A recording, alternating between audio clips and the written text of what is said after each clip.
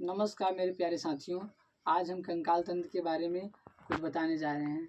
चलिए देखते हैं। हमारा फोटो तो नहीं आएगा, बस आप मटेरियल पर ध्यान दीजिएगा। स्केलेटन सिस्टम, कंकाल तंत्र यानी कि ग्रुप ऑफ बोन, मतलब कि हड्डियों के समूह को कंकाल तंत्र कहते हैं। ये कंकाल तंत्र जो होता है दो प्रकार का होता है। पहला कंकाल तंत्र है बाह्य कंकाल तंत्र, दूसरा है आंतरिक कंकाल तंत्र। Exoskeleton system, endoskeleton system. ये बाह्य कंकाल तंत्र जो होता है ना, इनमें हड्डियां जो होती हैं शरीर के बाहर होती हैं और अंग अंदर होते हैं, ताकि इनकी रक्षा हल्की फुल्की चोटों से की जा सके। जैसे केकड़ा, शंख, मच्छर।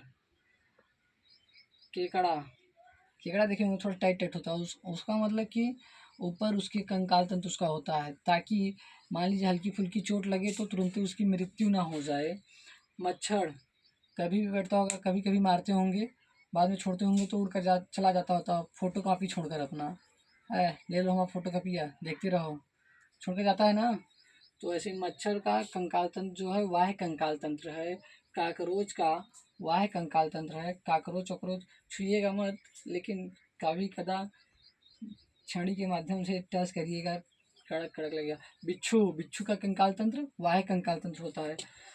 अब बिच्छू को तो मत ही टच करिएगा, तभी अच्छा होगा।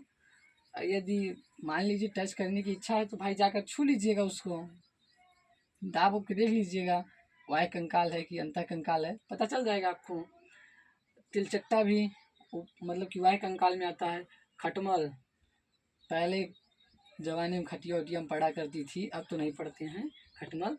जुआ, कभी लोग मारते हैं जुआ, देखते हो? तेरी तो मार रहे हैं, रुक रुक रुक, तोरा मारा थी, मार देते हैं, देखने को मिलता होगा। ये घोड़ा जो मतलब कि धान उनके कटाई में हरा हरा होता है, टाइट फुदुक फुदुक कर कहीं न कहीं भागता रहता है, उसका भी वाह्य कंकाल होता है। वो भी बाहर से बहुत टाइट होता है, देखते होंगे। तितली भी वाह्य कंकाल होती है। भाई तितली बोलेंगे वाह्य कंकाल में हड्डी है, इसकी कहाँ है? भैया इसकी औकात के बराबर नहीं इसकी हड्डी होगी। अब आप सोच रहे हैं कि एकदम पूरा हड्डी मानव जैसी हड्डियाँ तितली के अंदर ही रहेंगे, मच्छर के अंदर ही रहेंगे, तो कहाँ से मिलेगा? औकात बस हड्डियाँ दी गई इनको। मधुमक्खी में वाह्य कंकाल होता है। घोंघा देखते होंगे, घोंघा बालू वालू मिलता है, उसमें एक जीव रहता है, बाहर निकल कर देखता है, फिर जब देखता है कि अब खतरा आने वाला है तो अंदर चला जाता है, वाह्य कंकाल है घोंघा। सीपी, सीपी में एक जीव होता है, सीपी इस टाइप का होता है, आप सब सर्च कीजिएगा गूगल पर, मिल जाएगा। सीपी में एक जीव होता है, देखता है, फिर जब देखता है खतरा है तो पूरा बंद कर लेता है वाह्य कंकाल को अपने। इसे कवच है, ये पूरा कवच है इन लोगों का। गोबड़ौला, गोबर वन देखने को मिल जाता है गाँव में। गोबड़ौला भी ऊपर से कभी कदा टोइएगा, टाइट रहता है। झींगा मछली भी थोड़ा सा कंकाल वाह्य कंकाल में ही आता है। कीट पतंगे, इंसेक्ट, जितने भी इंसेक्ट हैं वो सारे के सारे वाह्य कंकाल तंत्र में आते हैं। अब भाई इसका फोटो तो हम दिखा नहीं सकते हैं, हम फ़ोन से वीडियो बनाते हैं, फोटो छापेंगे। आप सब केकड़ा का देख लीजिएगा, मच्छर का देख लीजिए, काकरोच, बिच्छू, तिलचट्टा, खटमल, जुआ, घोड़ा, तितली इत्यादि का तो आप सब देख ही सकते हैं। अब यहाँ की भाई हमें तो गांव समाज में सब देखने को मिल जाता है ना। कभी मच्छर को ऐसे मारिए, फोटो कापी छोड़कर भाग जाता है कभी कभी। हाँ, अब ज़्यादा तेज से मार दीजिएगा तो मर जाएगा वो। भाई औकात जितना है उतना ही ना सहन कर सकेगा। तो ये वाह्य कंकाल तंत्र हुआ खत्म। अब आते हैं हम लोग आंतरिक कंकाल तंत्र पर। Endoskeleton system. ये एंडोस्केलेटन सिस्टम ना जानवरों में पाया जाता है। इनमें जो होता है आधा अंग हड्डी के बाहर और आधा अंग हड्डी के अंदर होता है। अब हड्डी के बाहर का अंग जैसे चमड़ा हो गया, मांस हो गया, ये सब हड्डी के बाहर है। आधा अंग हड्डी के जो अंदर होता है, दिल, फेफड़ा, लीवर इत्यादि चीज़ें, ये सब एक अंग है लेकिन ये हड्डी के अंदर है। अब भाई अगर दिल ऊपर रखा जाए, कोई भी दिल को दाब कर चल देगा, अरे तुरा दिल है दाब देते ही।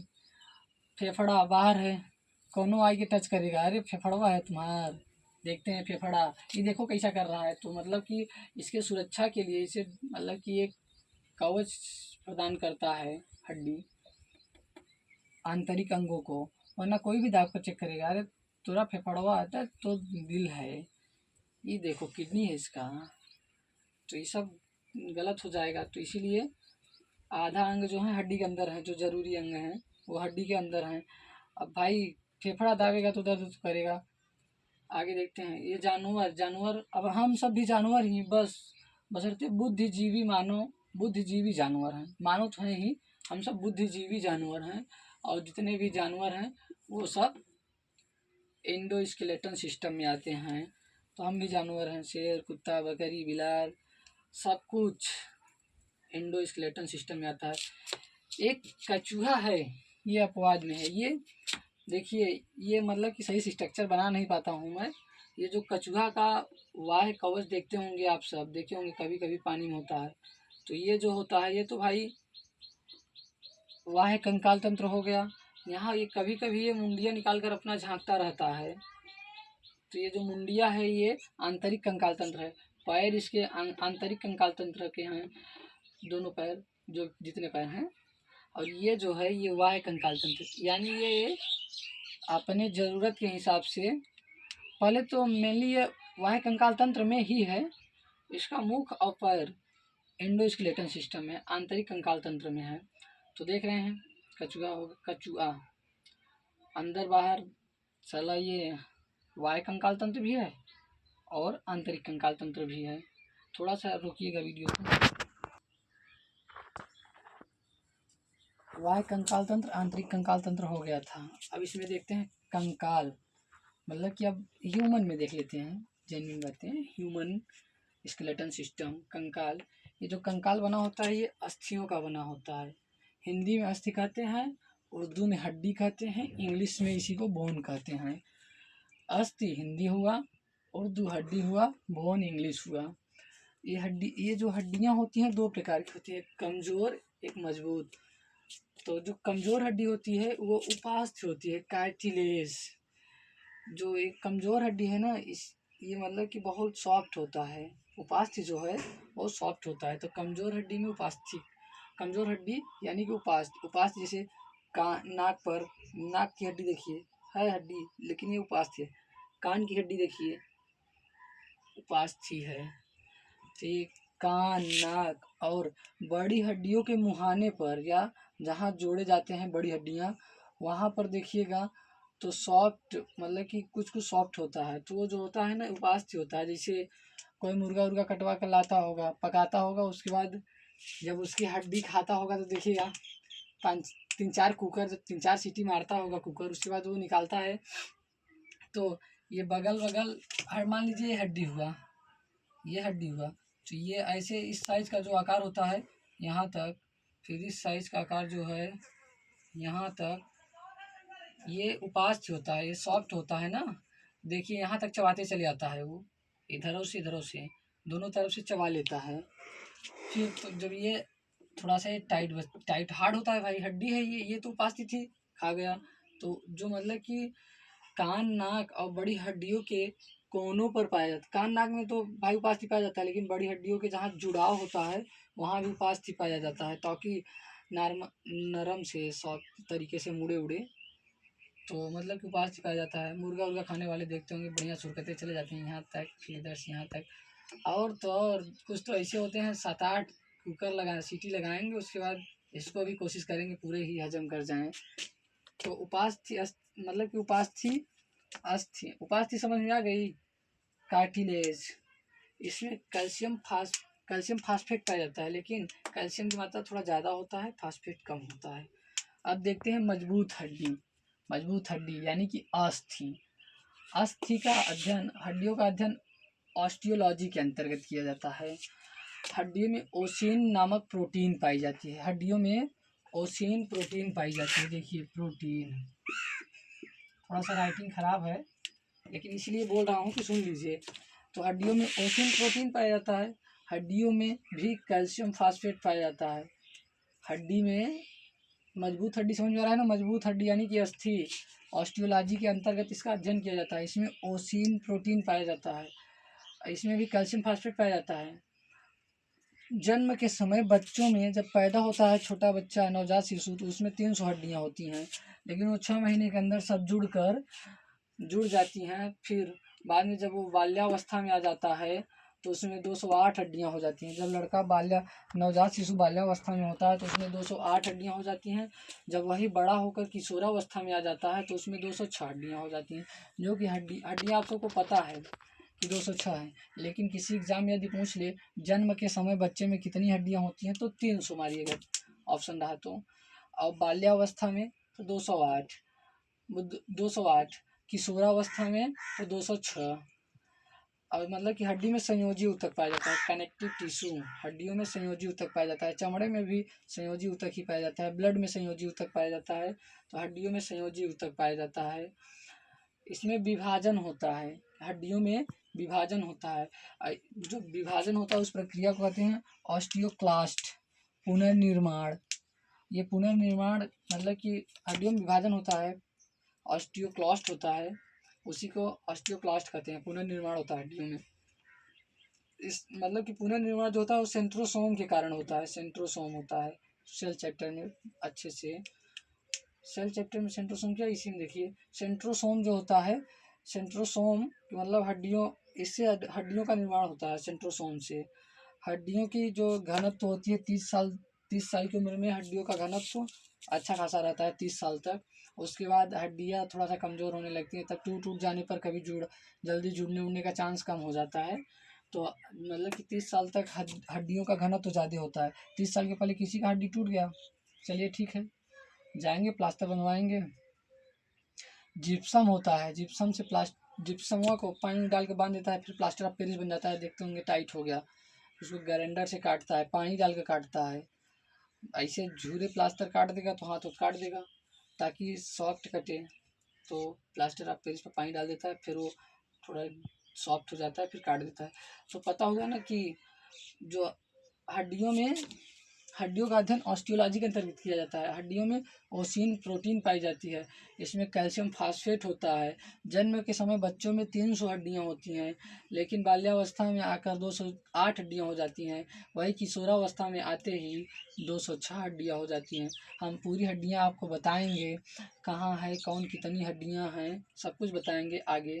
फिर इसमें संयोजी ऊतक पाया जाता है, कनेक्टिव टिश्यू पाया जाता है, इसमें विभाजन होता है। विभाजन होता है उसे कहते हैं ऑस्टियोक्लास्ट। पुनर्निर्माण हो रहा है भाई, ऑस्टियोक्लास्ट। सेंट्रोसोम के कारण ऑस्टियोक्लास्ट होता है। 30 साल तक हड्डियों का घनत्व ज़्यादा होता है। इसको भी प्रैक्टिकल भाई करना मत, मैं बोल दे रहा हूँ, करना ही हो तो तोड़ कर देख लीजिएगा, हड्डियाँ जल्दी अभी जुड़ेंगी। और कहीं बब्बा लोग बैठे होंगे उनका भी तोड़ दीजिएगा साथ में, और दोनों जाकर प्लास्टर करवाइएगा। पहले आपका जुड़ेगा जो 30 साल के खाली होगा। भाई हड्डियों में घनत्व ज़्यादा होता है 30 साल तक। हड्डी में बोन मैरो पाया जाता है। हड्डियों के अंदर देखते होंगे तो ये मान लीजिए हड्डी हो गई, इसमें एक रेशेदार चीज़ें पाया जाता है, रेशेदार चीज़ पाया जाता है, उसे बोन मैरो कहते हैं। ये बोन मैरो हल्का पीला पीला होता है। इसी बोन मैरो में ब्लड बनता है। बोन मैरो में ब्लड बनता है, हड्डियों के अंदर बोन मैरो है तो बोन मैरो में ब्लड बनता है। लेकिन ये ब्लड हड्डियों के काम का नहीं रहता है, क्योंकि ये ब्लड जो है ब्लड वेसल्स के माध्यम से भाई बोन मैरो से बाहर चला जाता है।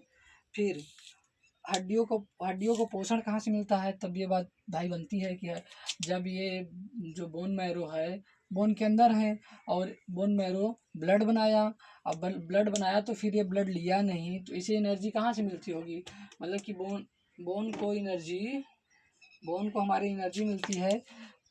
बोन मैरो में ब्लड बना, अब ब्लड में एक लिम्फ होता है, लिम्फ लिक्विड होता है पीला रंग का, तो उसी से ये हमारी बोन जो है अपनी ऊर्जा प्राप्त करता है लिम्फ से। कभी कभी देखते होंगे पहले तो पोलियो हुआ करता था जब, तो पोलियो ज़्यादातर लिम्फ को ही नष्ट करता था भाई। जगह जगह पर लिम्फ जमा रहता था और हड्डी लिम्फ से ऊर्जा लेकर कार्य करती थी। तो पोलियो जो आता था, पोलियो भाई देखिए, पोलियो जो आता था वो पोलियो एक बीमारी थी, अब नहीं रहा, 2013 के बाद से ख़त्म हो गया ज़्यादातर। तो पोलियो मतलब कि ये लिम्फ मतलब कि लिम्फ बॉक्स होते हैं हमारे शरीर में जगह जगह पर। तो पोलियो बीमारी जो आती थी वो एंट्रोवायरस, पोलियो नामक बीमारी जो थी वो एंट्रोवायरस के संक्रमण से हुआ करता था, और जो एंट्रोवायरस था वो जाकर हमारे पोलियो बॉक्स को ख़त्म कर देता था, जिससे हमारी हड्डियाँ, अब भाई ऊर्जा तो पाएंगी नहीं तो कितने दिन भूखे काम करवाइएगा, फिर वहीं से लून जमून जैसे ही पड़ी रहती थी। तो बोन मैरो में ब्लड बना, लेकिन ब्लड हड्डियों के काम का नहीं रह गया। ब्लड ब्लड वेसल्स के माध्यम से हड्डी से बाहर चला गया, बोन मैरो से बाहर चला गया। हमारी हड्डी को ऊर्जा मिला लिम्फ से, लेकिन अब तो पोलियो रहा नहीं। नहीं तो पोलियो, पहले पोलियो वहाँ पाकिस्तान में देखिए, तंजानिया में, पाकिस्तान, अफगानिस्तान इत्यादि जगहों पर अभी भी पोलियो है। स्टॉप करो यार थोड़ा सा वीडियो। तो बता दिए ना कि हड्डी हड्डी में हमारे बोन मैरो होता है, और बोन मैरो में ब्लड बनता है। अब ब्लड जो बनता है बोन मैरो में, हड्डियों हड्डियों से उसका कोई नाता नहीं होता, बस हड्डियाँ ब्लड को बनाती हैं बस। मतलब हड्डियाँ नहीं बनाई, बोन मैरो बनाया, बोन मैरो ब्लड को बनाया, लेकिन हड्डी उस बोन मैरो से कोई मतलब नहीं रखती। ये ब्लड जो है ये मतलब कि ब्लड वेसल्स के माध्यम से बाहर चला जाता है। हाँ, ब्लड में एक मतलब कि एक लिक्विड पाया जाता है पीले रंग का, जिसे हम लिम्फ बोलते हैं। इसी लिम्फ को बोन ले लेती है और उससे अपना एनर्जी उससे लेती है, ऊर्जा लेता है। बोन हमारा लिम्फ से ऊर्जा लेता है और अपने कार्य को करता है। तो मतलब कि ब्लड से बोन का कोई मतलब नहीं रहता। ये जो लिम्फ था, बताया ना कि पोलियो इसको बर्बाद कर देता है। तो अब तो पोलियो नहीं रहा भाई, गांव गांव तक आशा लोगों ने पोलियो पिलाकर हमें पोलियो मुक्त किया, भारत को पोलियो मुक्त किया। 1990-91 में TB Narasimha Rao WHO world health organization में बैठकर जब ये बात बोल रहे थे कि हम अपने भारत को हम पोलियो मुक्त बनाएंगे, तो पूरे जितने भी वहाँ के वैज्ञानिक लोग थे सब हंस पड़े। मतलब कि आप पोलियो मुक्त कैसे बनाएंगे? तो ये बात भाई भारत के वैज्ञानिकों को बुरा लगा, तो भारत के वैज्ञानिकों ने पोलियो के विपरीत दवाइयों को खोजा। 2013 आते आते मतलब कि पूरे अपने इंडिया में पोलियो का बंद हो। 2013 में हमारा भारत पोलियो मुक्त हुआ। फिर उसके बाद अब जहाँ भी पोलियो मतलब कि पोलियो नामक बीमारी है, अब लोग भारत से बढ़िया मंगा कर देते हैं, भैया हमको पोलियो चाहिए, पोलियो मुक्त करने वाली दवा चाहिए, तो दिया जाता है। अब इसको देखते हैं, बहुत हो गया पोलियो। तो फिर ये देख लिए बोन मैरो। अब फिर से एक बार देख लेते हैं। कंकाल, कमजोर अस्थि उपास्थि थी। कमजोर अस्थि जो होती है उपास्थि होती है, कान नाक हड्डी बड़ी हड्डियों के कोनों पर पाया जाता है, बता ही दिए ये वाला। उपास्थि जो होती है, उपास्थि को बता रहे हैं ना, कार्टिलेज कहते हैं। कान नाक बड़ी हड्डियों के कोनों पर पाया जाता है, इसमें कैल्शियम फास्फेट पाया जाता है, कैल्शियम ज़्यादा होता है, फास्फेट कम होता है। अब मजबूत हड्डी यानी कि अस्थि, अस्थि का अध्ययन ऑस्टियोलॉजी के अंतर्गत किया जाता है। इसमें ओसिन प्रोटीन होता है, कैल्शियम फास्फेट होता है। जन्म के समय कितनी हड्डियाँ होती हैं? 300 हड्डियाँ होती हैं। और बाल्यावस्था में 208 हड्डियाँ होती हैं, सॉरी 208 हड्डियाँ। किशोरावस्था में 206 हड्डियाँ होती हैं। इसमें संयोजी ऊतक पाया जाता है। इसमें विभाजन होता है, विभाजन जो होता है उसे ऑस्टियोक्लास्ट कहते हैं। ये ऑस्टियोक्लास्ट किसके कारण होता है? सेंट्रोसोम के कारण होता है। और ये जो हड्डियों में घनत्व 30 साल तक ज़्यादा रहती है। ये हो गया। बोन मैरो में ब्लड बनता है, ब्लड हड्डियों के काम का नहीं होता है। बोन मैरो में ब्लड बना, ब्लड हड्डियों के काम का नहीं है, ये भी बात बता दी। ब्लड वेसल्स के माध्यम से बाहर चला जाता है। हाँ, ब्लड में एक पीला रंग का तरल पदार्थ पाया जाता है, जिसे बोन लेकर अपने को एनर्जी ले लेती है, और हड्डी उसी के माध्यम मतलब उसी एनर्जी से काम करती है। फिर भाई जब पोलियो हो जाता था तो लिम्फ जंक्शन होते थे बॉडी में, कई जगह इकट्ठा होते थे। लिम्फ मतलब कि बॉक्स होते थे, उन्हें जब पोलियो बीमारी का एंट्रोवायरस जाकर उनको मार देता था, तो भाई हड्डियाँ लूंज मुंज हो जाती थी कि भाई अब ये हड्डी मान लीजिए यहाँ आकर यहाँ मार दिया पोलियो, अब यहाँ की जो लिम्फ बॉक्स था ख़त्म कर दिया, अभी हड्डी हमारी कम काम करी। भाई इसको खाना नहीं मिलेगा तो कितने दिन तक काम कर सकती है? आप ही को खाना नहीं मिले तो क्या काम करेंगे? मरियल जैसा पड़े रहेंगे। तो फिर ये हुआ, अब हम आगे स्टार्ट करते हैं और बताते हैं। बोन मैरो, लिम्फ वगैरह सब बता दिए हैं। अब अस्थि बताने जा रहे हैं। अस्थियों को ना इस तरह से पढ़ने का 2 फ़ायदा मैं बता रहा हूँ। पहले फ़ायदा देखिए, उपांगी, अपेंडिकुलर, एक अक्षी, एक्सियल। अब इसको 2 भागों में बांट कर पढ़ेंगे, आराम से याद हो जाएगा। उसके बाद हमें पता भी रहेगी कौन सी कहाँ है। तो देखिए, अस्थि जो है उपांगी, अक्षी, अपेंडिकुलर, एक्सियल। अपेंडिकुलर का मतलब जो चलने फिरने में मदद करे, जैसे हाथ पैर।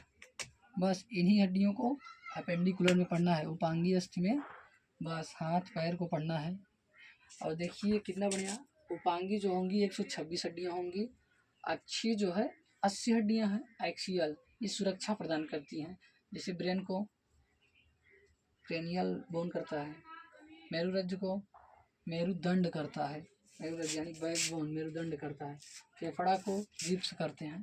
तो इत्यादि सब के बारे में बात की जाएंगी। लेकिन पहले आप देखिए कि इनको 2 भागों में बांट दिए हैं, एक उपांगी एक अच्छी। उपांगी में देखिए चलने फिरने में मदद करती है। अब इसमें हाथ में 30 हड्डी, साथ में 30 हड्डी साथ में, तो 30 60 तो पहले क्लियर हो जाएंगी। फिर 30 को पैर में, 30 को इस पैर में, 160 बची कितना 6 हड्डियाँ। सब हड्डियों का नाम बताएंगे, परेशान होइए। 6 हड्डियाँ बची। 6 हड्डियों में यहाँ स्कैपुला हो गया, ये कैल्विक हो गया, ये पेल्विक हो गया। 6 हड्डियाँ है, 126 हड्डियाँ यहीं तो ख़त्म हो गई यूँ ही। अब देखिए बताने जा रहा हूँ। पहले हाथ की हड्डियों को देखते हैं। हाथ में 60 हड्डियाँ होती हैं दोनों को मिलाकर। अब एक हाथ से हड्डी स्टार्ट करते हैं। इसे देख पा रहे हो, दिखाई दे रहा है ना, humerus, radius, ulna, carpal, metacarpal, ये फाइलेंजेस। ये humerus 1, radius 1, ulna 1, carpal 8, metacarpal 5। ये देखिए 5, 1 2 3 4 5, तो मेटाकार्पल 5 और कार्पल 8। यहाँ हार्ट 8 को हड्डियाँ हैं छोटी छोटी, जो इतना तेज से मूवेबल हो रहा है। छोटी छोटी होती, अब मतलब कि छोटी छोटी हड्डियाँ हैं, उसी के कारण ये मूव कर पा रहा है। तो ये देखिए कार्पल, मेटाकार्पल, फाइलेंजेस। फाइलेंजेस 14 ठो हैं, 1 2 3 4 5 6 7 8 9 10 11 12 13 14। तो ये 14 को हड्डियाँ गिन लीजिएगा। अभी इसे फाइलेंजेस बोलते हैं, फिर इसे मेटाकार्पल, इसे कार्पल, इसे अरे यार इसे वो बोलते हैं, इसे रेडियस, इसे अल्ना, इसे ह्यूमरस। तो फिर से देखिए, ये हुआ humerus, radius, ulna, carpal, metacarpal, phalanges. Humerus, radius, ulna, carpal, metacarpal, phalanges. आप सबको हम एक बुक में भी दिखाएंगे। अभी बस ये हाथ से समझा दिए। इस हाथ में भी ऐसे ह्यूमरस, रेडियस, अल्ना, ये कार्पल हुआ, ये मेटाकार्पल, ये फाइलेंजेस 14 को देख रहे हैं ना। 14 ठो। चेहरे में 14 हड्डियाँ भी होती हैं, तभी मुक्का पड़ता है, बर्बाद हो जाता है। अब आगे देखिए, यानी कि हाथ की हड्डियाँ 60 ठो क्लियर। अब देख लीजिए 60 ठो कहाँ क्लियर हुई। Humerus 1, radius 1, ulna 1, carpal 8, metacarpal 5, phalanges 14। अब जोड़िए 8 5 13 14 27, 27 28 29 30। Humerus, radius, ulna, carpal, metacarpal, phalanges हुआ ना। Humerus, radius, ulna, carpal, metacarpal, phalanges, ये आप सबके। अब एक हाथ में वह जो हड्डी पाई है वही दूसरे हाथ में भी होगा। 30 एक हाथ में, 30 एक हाथ में, यानी कि 60 हड्डियाँ हाथ की क्लियर। 126 में थे, 126 में थे, 126 में से 60 हड्डियाँ क्लियर हो गई आपकी। अब कितनी बची हैं, इसी में 60 घटा दीजिए, इतनी हड्डियाँ बची हैं। अब आपको हम पैर की हड्डी के बारे में बताने जा रहा हूँ। पैर में एक फीमर होता है, एक पटेला होता है, एक टीबिया, एक फ्यूबुला, एक टार्सल, एक मेटाटार्सल। ये जो फीमर होता है, सुने होंगे, बड़ी हड्डी फीमर, बड़ी हड्डी फीमर। पटेला जो गठुने के पास कटोरिया जिसको बोलते हैं उसे पटेला बोलते हैं। और टीबिया जो होती है ये एक मोटी हड्डी होती है पैर में। अब मतलब कि आप पैर का स्ट्रक्चर देखिएगा सर्च करके, तो ये टीबिया होगी, एक मोटी सी हड्डी होगी, ये चमकीली हड्डी होती है, सबसे चमकीली हड्डी टीबिया। और फिब्यूला जो है सपोर्टिंग के लिए पतली सी लगी रहती है। टार्सल, ये जो टार्सल है यहाँ 7 टार्सल होगा क्योंकि एक पटेला हो गया है। तो टार्सल जो है जहाँ मतलब कि पैर का, पैर के क्यों मतलब गिठने के नीचे एक, अरे यार इस तरह से बना रहता है, ये मान लो, रुको, किसी का पैर हो गया ऐसे ही बना रहता है दोनों तरफ, यहाँ से ऐसी ऐसी हड्डियाँ निकली हैं 5 को। तो ये जो, नहीं छोड़ो इसको यार, स्ट्रक्चर दिखाऊंगा बाद में। आप इसे ऐसे समझिए, फीमर एक, पटेला एक, पटेला यानी कि कटोरी जिसको आप बोलते हो गाँव में, टीबिया एक मोटी हड्डी होती है, फिब्यूला एक, फिब्यूला नीचे है, ये भी सपोर्टिंग हड्डी है। टार्सल इसमें 7 को होता है। टार्सल मतलब जैसे यहाँ ना, यहाँ गांठ है ना, ऐसे ही पैर के पास भी एक गांठ है, वहाँ यहाँ 8 को हुआ, लेकिन यहाँ इसमें पैर में 7 होगा टार्सल। पैर का टार्सल जो है 7 होगा क्योंकि एक यहाँ पटेला बढ़ा है। पटेला ना होता तो हम ऐसे खड़े होते, गिर जाते। खड़े होकर देखिएगा, पटेला रोक रहा है हमको आगे जाने से, पटेला जाने नहीं दे रहा है। और नीचे जाइएगा तो पटेला टाइट होते चले जाएगा, पटेला हमको गिरने नहीं देता आगे, नहीं तो लुढ़क कर गिर जाते हम सब आगे। देख लिया टार्सल, बस एक पटेला यहाँ बढ़ने से टार्सल एक कम हो गया, और मेटा टार्सल उतना ही है। देख लीजिए, गिन लीजिएगा, अंगूठे में 2 होगा, बाकी में 3 3 3 ठनी में मतलब 4 को में 3 3 होगा, 3 चौका 12 हो गया, और 2 ठो 14, यानी कि मेटा टार्सल 14 होता है। फीमर खोखली हड्डी होती है, सबसे लंबी हड्डी फीमर, खोखली हड्डी फीमर। अरे फीमर इतना वजन हो जाएगा तो लेकर चलेगा कौन। फीमर खोखली हड्डी, फीमर सबसे लंबी हड्डी। पटेला जो है एक को है, ये पटेला देखे हैं यहाँ है। टीबिया आपको हम स्ट्रक्चर भी बाद में दिखा देते हैं बुक में ले चलो, यहाँ नहीं बना पाएंगे। फिब्यूला सब दिखाते हैं, टार्सल भी दिखाएंगे, मेटा टार्सल भी दिखा देंगे आपको, तब आप सही दुरुस्त हो जाइएगा। पहले यहाँ देख लीजिए कि ये जो उपांगी है ये चलने फिरने में मदद करती है। हाथ पैर, हाथ के 30 हड्डी हुए, पैर के 30 हड्डी, तो 30 इस पैर के 30 इस पैर, 30 इस पैर के 30 इस पैर के, तो 60 हड्डी, 30 इस हाथ के 30 इस हाथ के, 60 हड्डी यानी कि 120 हड्डियाँ। तो 120 हड्डी क्लियर हो गई आपकी। 6 हड्डियाँ बची। अब 6 हड्डियों में ये देखिए, यहाँ एक स्कैपुला होता है, दिखाई दे रहा है ना, ये एक स्कैपुला है, पखुरा जिसको बोलते हो आप, स्कैपुला एक ये, यानी कि यहाँ 2 स्कैपुला हैं। ये स्कैपुला को अंश मेखला भी हम बोलते हैं, ये 2 ठो स्कैपुला इससे हाथ जुड़ा रहता है। ये देखिए, ये देखिए, ये हुआ स्कैपुला आपका, एक इस तरफ है एक इस तरफ है, 2 ठो स्कैपुला हुआ, इसे आप पखुरा बोलते हैं। स्कैपुला 2 ठो हो गया। अब कैल्विक कैल्विक कैल्विक बोन 2 ठो होती हैं, ये रुक के दिखाता हूँ, ये देख रहे हैं, ये बोन जो है इसे कैल्विक बोन बोलते हैं, 2 ठो है। कॉलर के पास है तो कैल्विक बोन, कॉलर के पास कैल्विक बोन, 2 ठो कैल्विक बोन पाया जाता है, 2 ठो स्कैपुला पाया जाता है, पखुरवा जिसको बोलते हैं स्कैपुला, 2 ठो कैल्विक बोन हुआ। और यहाँ पैल्विक बोन पाया जाता है, ये चौड़ी हड्डियाँ होती हैं पैल्विक। इसका ज़्यादा काम औरतों में होता है, प्रसव के समय रिलैक्सिंग हार्मोन देकर इसको थोड़ा सा रिलैक्स दिया जाता है ताकि ये चौड़ा हो। तो ये सब छोड़िए, यहाँ देखते हैं क्या कैल्विकल बोन देख लिए, ये है, इसे ब्यूटी बोन भी बोलते हैं। स्कैपुला देख लिए ना, ये है दोनों हड्डी यहाँ, इसे पकड़ो। पैल्विकल बोन यहाँ होता है, पैल्विकल बोन से दोनों पैर जुड़े होते हैं। सबसे कमज़ोर हड्डी कैल्विकल बोन होती है, सबसे कमज़ोर कैल्विकल, इसे ब्यूटी बोन भी बोलते हैं, इसे ब्यूटी बोन भी बोलते हैं। और पैल्विकल बोन को श्रोणी मेखला कहते हैं, ये 2 ठो होती है, यानी कि 2 स्कैपुला, 2 कैल्विक, 2 पैल्विकल बोन, 1 2 4 6, ये सब क्या हो गई, 126 हड्डियाँ आपकी क्लियर हो गई। 126 हड्डियों को मैं फिर से गिना देता हूँ, अब आप सब देखिएगा। ये ह्यूमरस, ये रेडियस, ये अल्ना, ये कार्पल, ये मेटा कार्पल 5 ठो, ये फैलेंजेस 14 ठो। ह्यूमरस 1, रेडियस 1, अल्ना 1, कितना हुआ 3, 3 और 8 11, 11 5 16 और phalanges 14 30। Humerus, radius, ulna, carpal, metacarpal, phalanges. Humerus 1, radius 1, ulna 1, carpal 8, metacarpal 5, phalanges 14। अब आप सब जोड़ लीजिएगा, 30 इस हाथ में, 30 इस हाथ में हो गई। अब पैरों में, भाई पैर में तो हम लोअर पहने हैं, पैंट नहीं पहने दिखा देते, हालांकि बुक से स्ट्रक्चर दिखा दे रहा हूँ, कुछ देर बाद आपको हम पूरी हड्डियाँ बता देंगे। फीमर, पटेला, टिबिया, फिब्यूला, टार्सल, मेटाटार्सल, मतलब कि मेटाटार्सल हो गया, फाइलेंजेस नहीं।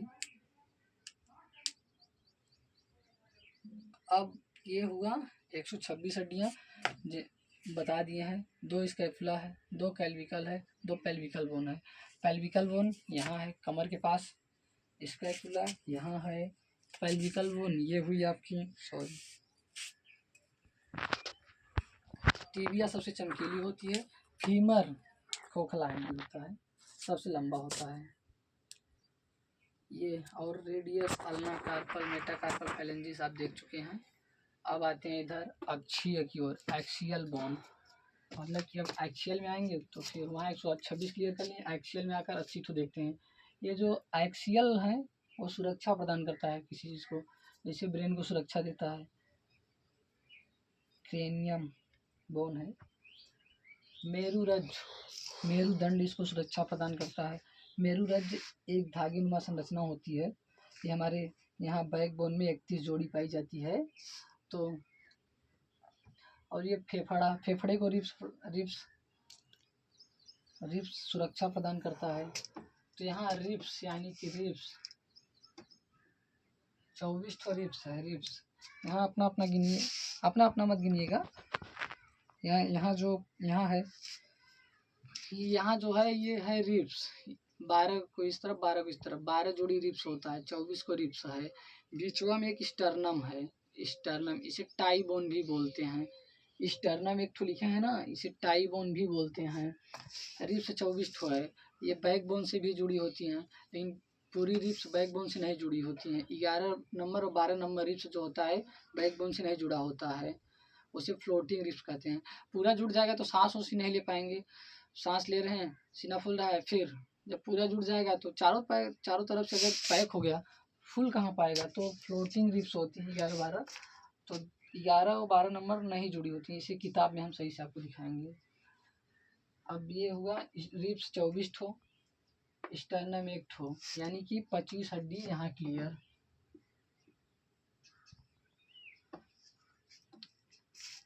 अगर कोई पूछ ले रिब्स में कितनी हड्डियाँ, तो 24। कोई पूछे छाती में कितनी हड्डियाँ, तो 25 हड्डियाँ, एक स्टर्नम को भी जोड़ लीजिएगा।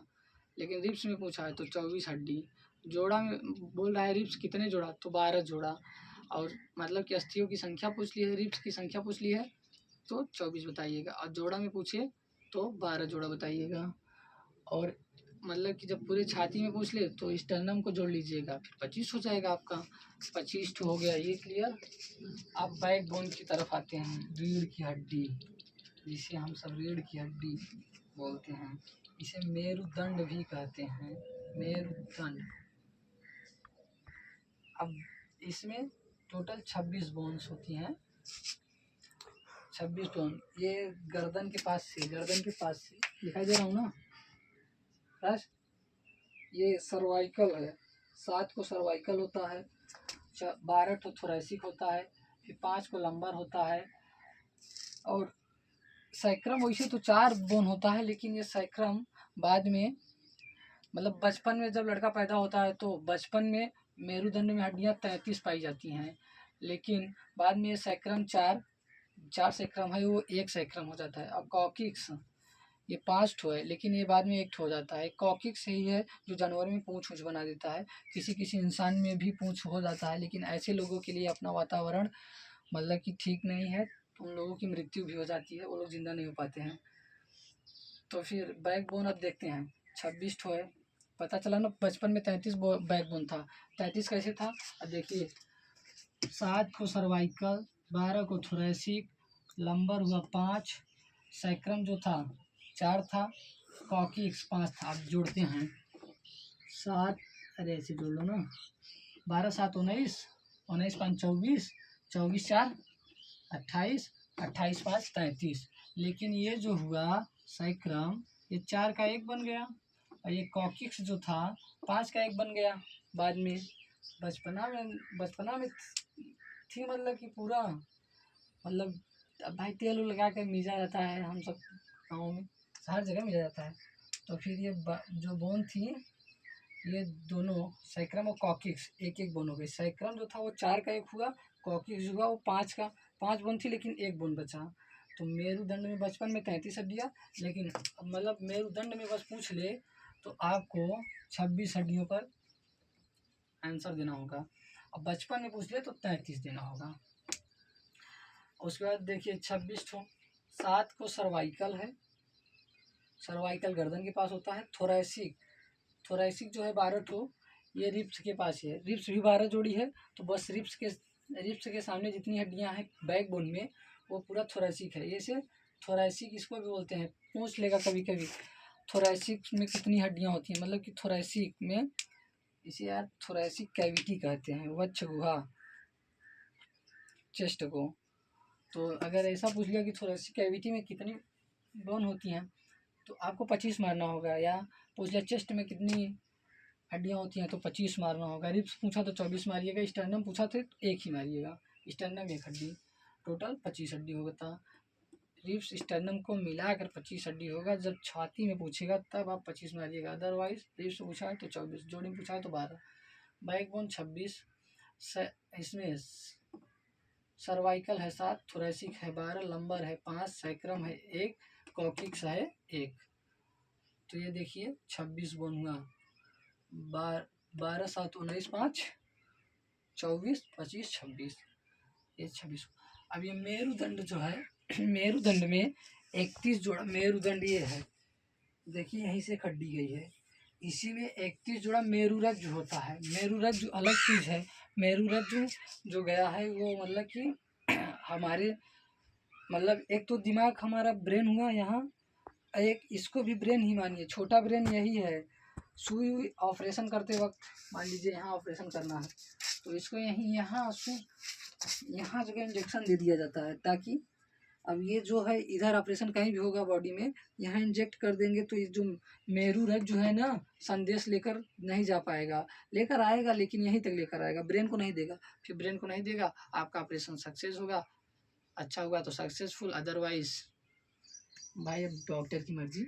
तो 31 जोड़ी नस, मतलब कि इसमें नसें होती हैं, जिन उन्हीं को मेरुरज्जु कहते हैं।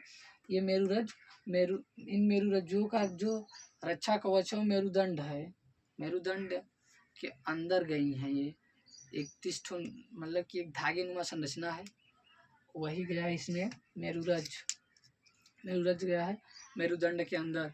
मेरुदंड मेरुरज्जु की रक्षा करता है। इसका प्रयोग एक्सियल में रिब्स बोन बता ही दिए थे, रिब्स 24 ठो, स्टर्नम को लिए 25, back bone 26, cervical thoracic lumbar, sacrum coccyx, ये हो गया था। तो इसमें से आपको कितना बता दिए हम, 26, ये 25, 51 बोन बता दिए। अब बचा 29 बोन, जो कि हमारे सिर में पाया जाता है।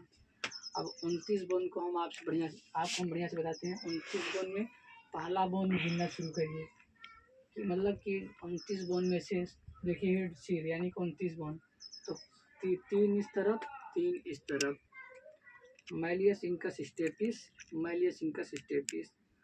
3 हड्डियाँ, 3 3 6 हड्डियाँ, यानी कि 6 हड्डियाँ हो गई मैलियस इनकस स्टेपिस। कान में 6 हड्डियाँ होती हैं, एक कान में 3, एक कान में 3, मैलियस इनकस स्टेपिस।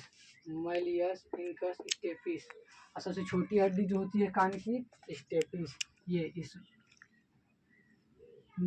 फॉर्म में लिखा है ना, सबसे छोटा स्मॉल लिखा है, इसी को स्टेपिस कहिएगा। स्टेपिस सबसे छोटी हड्डी होती है पूरे शरीर की, तो मतलब कि स्टेपिस, मैलियस इनकस स्टेपिस।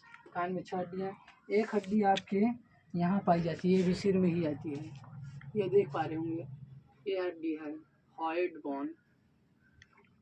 फांसियों से इसी से लगाया जाता है। तो पता चल पोस्टमार्टम जाता है जब यदि लाश, तो इसी से पता चलता है कि लाश का इसी से पता चलता है कि मतलब किस तरह से इसकी मृत्यु हुई है, फांसी लगाया गया है या दाब कर।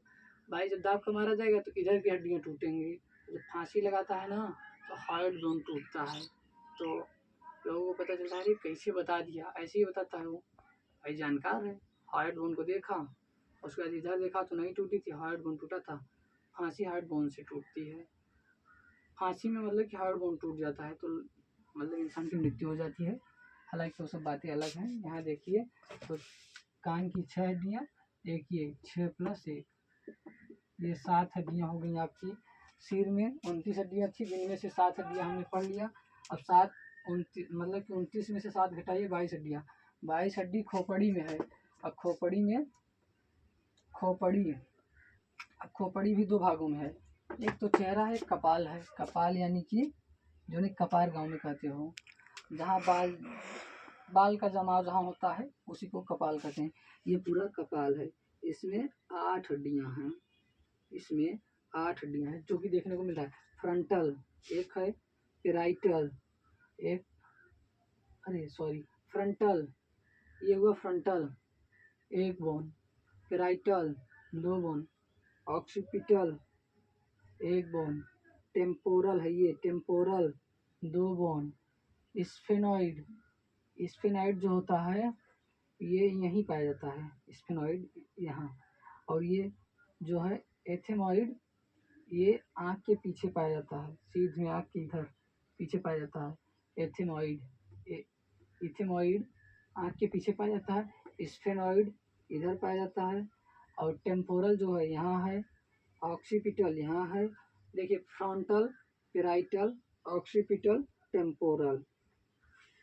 फ्रंटल एक है, पेराइटल 2, पेराइटल देख रहे हैं ना, पेराइटल यहाँ है, occipital, temporal, occipital 1, temporal 2, temporal 2। Frontal, parietal, occipital, temporal. Frontal 1, parietal 2, occipital 1, temporal 2। सही था ना? Frontal 1, parietal 2, occipital 1, temporal 2, sphenoid 1। Sphenoid जो है वो यहाँ पाया जाता है, स्फेनॉइड। और ये जो इथेनॉइड है, इथेमॉइड है ये। इथेमॉइड जो है वो आँख के पीछे एकदम सीधी पाई जाती है, इथेमॉइड। तो frontal, parietal, occipital, temporal. Frontal 1, parietal 2, occipital 1, temporal 2, sphenoid, ethanoid इसके पीछे पाया जाता है। अब हो गया ये कितनी हड्डियाँ? 8 ये। अब बची कितना? 14 ठों। खोपड़ी में 22 हड्डियाँ पाई जाती थी, जिनमें से 8 पढ़ लिया। अब बची 14 चेहरे में। तो चेहरे में जबड़े में 2 हड्डियाँ पाई जाती है। यह है मैंडिबल, यह है मैक्सिलरी। सबसे मजबूत हड्डी जबड़े की हड्डी, सबसे मजबूत हड्डी जबड़े की हड्डी। इतना ही देखिए, जबड़े की हड्डी, जबड़े की हड्डी। देखिए अब थोड़ा एक और जरूरी बात बताते हैं। पक्षियों की शरीर की हड्डियाँ खोखली होती हैं ताकि वो आसानी से उड़ सके। और मानव के शरीर की खोखली, सब हड्डियाँ खोखली हो जाएंगी तो फिर तो काम नहीं चल पाएगा ना। तो फीमर तो खोखला होता है। तो पक्षियों के शरीर की सारी हड्डियाँ खोखली होती हैं ताकि वो आसानी से उड़ सकें। बोन ज्वाइंट होता है, जैसे यहाँ ज्वाइंट है, यहाँ ज्वाइंट है, यहाँ ज्वाइंट है, यहाँ ज्वाइंट, यहाँ ज्वाइंट है, इधर पैर, इधर घुटना, इधर हर जगह जो ज्वाइंट है, यहाँ ज्वाइंट है, यहाँ ज्वाइंट है। ये मतलब कि जो ज्वाइंट है, मतलब यहाँ देखिए बोन ज्वाइंट पढ़ाने जा रहा हूँ। तो साइनोवियल मतलब कि एक स्पेस होता है, बोन ज्वाइंट में साइनोवियल स्पेस होता है। और इसमें मतलब साइनोवियल साइनोवियल द्रव पाया जाता है, साइनोवियल द्रव पाया जाता है, जिससे साइनोवियल द्रव पाया जाता है इस स्पेस में। लेकिन और यूरिक एसिड कभी कभी किसी इंसान के जोड़ों पर या साइनोवियल लिक्विड के स्थान पर यूरिक एसिड बन जाता है, जिससे हड्डियों को मोड़ने वोड़ने में थोड़ा दिक्कत होने लगता है, तो दर्द वर्द बहुत ज़्यादा होता है, जिसके अंदर यूरिक एसिड ज़्यादा गठिया उठिया हो जाता है। तो यूरिक एसिड बढ़ने से दर्द होता है, गठिया रोग हो सकता है। साइनोवियल लिक्विड रहा तो सही रहा। मतलब कि अब देखते हैं मांस और अस्थियों के जुड़ाव को क्या कहते हैं। मांस और अस्थि मतलब मांस ऐसे लिख लो यार, सॉरी, मांस और अस्थि के जुड़ाव को क्या कहते हैं। मांस और अस्थि के जुड़ाव को टेंडन कहते हैं। आप मैट याद रखिएगा, मैट एक ट्रिक हुआ, यानी कि मांस और हड्डी के जुड़ाव को टेंडन कहते हैं। तो मांस और हड्डी का जुड़ाव जो होगा टेंडन होगा। सॉरी, मांस हड्डी का जुड़ाव टेंडन होगा, लेकिन हमें आपको अस्थि से अस्थि का बताना चाहिए पहले। तो अस्थि से अस्थि का जुड़ाव लिगामेंट करता है। इसे आप देखिए, अब आल सही लिखा है नहीं लिखा है वो अलग बात है, लेकिन आल देख करके आप ट्रिक लगाइएगा कि अस्थि से अस्थि का जुड़ाव लिगामेंट लिगामेंट लिगामेंट लिगामेंट अस्थि से जो जुड़ाव है वो लिगामेंट के माध्यम से होता है। तो आप देख रहे हैं अस्थि का जुड़ाव लिगामेंट होता है। तो यहाँ जो जुड़ा है ये लिगामेंट के कारण जुड़ा है। इसमें साइनोवियल लिक्विड है, और साइनोवियल लिक्विड जहाँ भरा है उस स्पेस को साइनोवियल स्पेस कहते हैं। तो ये जो हड्डी को हड्डी से जोड़ेगा उसे क्या कहेंगे, लिगामेंट। अस्थि को अस्थि से जोड़ने को लिगामेंट कहते हैं। मांस से अस्थि को जोड़ने को टेंडन कहते हैं। और मांस को क्या जोड़ता है, एमएमएस, यानी कि साइलेक्सर। मांस को मांस से साइलेक्सर जोड़ता है। ये तो एक मतलब कि ट्रिक के हिसाब से हम आपको बता दिए हैं। और यहाँ बोन ज्वाइंट जो होता है, साइनोवियल स्पेस होता है, साइनोवियल स्पेस में साइनोवियल लिक्विड होता है। और जब एक बोन दूसरे बोन से जुड़ती है तो लिगामेंट के माध्यम से जुड़ती है, लिगामेंट के माध्यम से जुड़ती है। खराब हड्डियों को हम ऑस्टियोक्लास्ट कहते हैं, खराब हड्डियों को हम ऑस्टियोक्लास्ट कहते हैं। निर्माण हो रही हड्डियों को हम ऑस्टियोब्लास्ट कहते हैं। और जो बड़ी कोशिकाएं एकदम मस्त मानव निर्मित मतलब कि बड़ा हो गया है लड़का, उसको हम ऑस्टियोसाइट कहते हैं। और जो कोशिका मतलब कि जो खराब हड्डियों की जो कोशिका होती है, खराब हड्डियों की कोशिका को हम ऑस्टियोक्लास्ट कहते हैं। ऑस्टियोक्लास्ट, थोड़ी सी राइटिंग बर्बाद है, पहली बार लिख रहा हूँ, लिख नहीं पा रहा हूँ। निर्माण हड्डियाँ, जब हड्डियों के मतलब कि हड्डी वाली कोशिकाओं का जब निर्माण होता है तो उसे ऑस्टियोब्लास्ट कहते हैं। और जो हड्डी वाली कोशिका एकदम बड़ी हो जाती हैं, बड़ी हड्डी हो गई तो उसको ऑस्टियोसाइट कहते हैं। ये खराब हड्डियों की कोशिका को ऑस्टियोक्लास्ट, निर्माणित हड्डियों की कोशिका को ऑस्टियोब्लास्ट, बड़ी हड्डियों की कोशिका को ऑस्टियोसाइट। और अस्थि को अस्थि से लिगामेंट जोड़ता है। मांस से अस्थि को टेंडन जोड़ता है। मांस से मांस को साइलेक्सर जोड़ता है। बोन जॉइंट समझ में आ गया। अब हम आपको पढ़ाएंगे जॉइंट यानी कि संधि। जॉइंट। अब आपको हम हड्डियों के जोड़ के बारे में बताते हैं, कितने प्रकार के जोड़ होते हैं, कौन कहाँ होता है, ये सब देखिएगा। अचल संधि, पहले तो 3 प्रकार के अचल संधि, इमूवेबल जॉइंट, एक स्लाइटली मूवेबल अपूर्ण चल संधि, एक फ्रीली मूवेबल पूर्ण चल संधि। अब हम अपूर्ण मतलब कि अचल संधि देखते हैं। इमूवेबल जॉइंट सही से आ रहा है ना, देखो इसमें खोपड़ी है, खोपड़ी। अचल का मतलब यह है कि वो चले उले ना। अब खोपड़िया पर आप बाल पकड़कर ऐसे ऐसे हिलाइएगा, बोलिएगा चल रहा है, हमारा चल रहा है। भाई चमड़वा और बालवा के माथे से माध्यम से चमड़ा चलने को नहीं बोल रहा हूँ, इसके अंदर की हड्डियाँ नहीं डोलती हैं नहीं। तो जितनी मतलब खोपड़ी में हड्डी हैं वो नहीं डोलती हैं, उनमें कैसी संधि है, अचल संधि। उनका जुड़ाव कैसा है, अचल और इमूवेबल जुड़ाव में है। ये देख रहे हैं ना, ये हड्डी पूरा नहीं लेगा, इमूवेबल खोपड़ी में पाया जाता है। अब एक और देखते हैं, स्लाइटली मूवेबल मतलब कि अपूर्ण चल संधि। ये रिब्स बैकबोन में पाया जाता है।